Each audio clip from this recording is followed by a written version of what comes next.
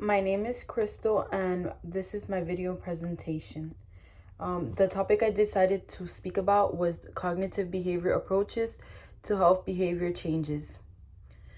So cognitive behavior therapy is a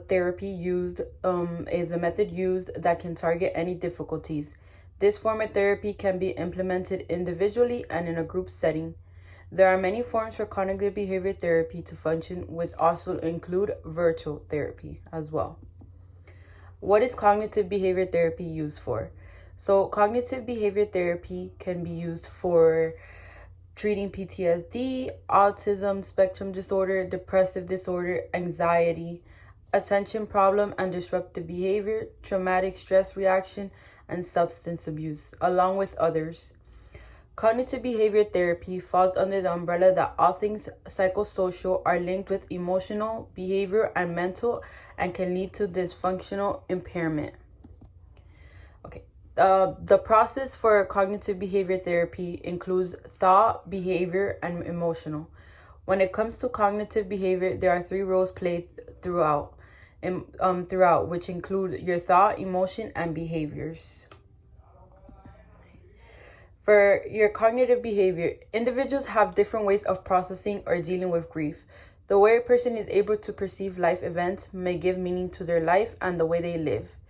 Individuals that have dealt with life trauma may have negative attributes towards the way they are living or the way they may process information that is given to them. For example, if oneself went through a troubled marriage, they may have a negative cognitive thought due to the fact that the person may get experiences and the reality of what they are living mixed up. This can give the assumption about yourself, the world, and the future. Self-monitoring / charting behavior. Cognitive behavior modification uses the forms such as self-monitoring. This is the first step to behavior changes. A person who starts off with self-monitoring may be able to notice that they like doing a certain thing, but may be able to differentiate with the fact that they need to set a pace as to stopping. That is where charting the behavior comes in.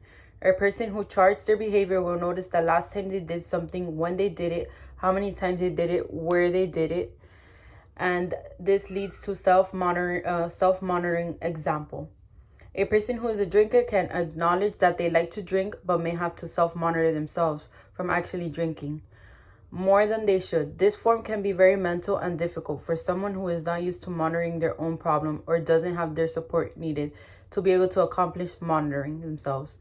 Charting is the goal towards discriminative stimulus. Charting will make you want to remember how many times you drank, what time you drank, the time of day you drank, and eventually this become a discriminative stimulus that shows positive reinforcements will occur. Self-control behavior. The way a person may perceive something may be the reason someone may quit doing what they want or may not be able to quit an addiction in what they have. The cognitive affection, what is shown is the way someone thinks about a specific thing.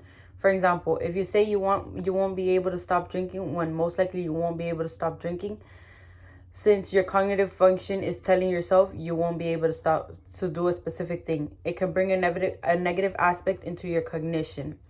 Learning self-control is part of a cognitive function, which can be considered cognitive reconstructing. This makes people change in their perspective and can promote healthier behavior changes.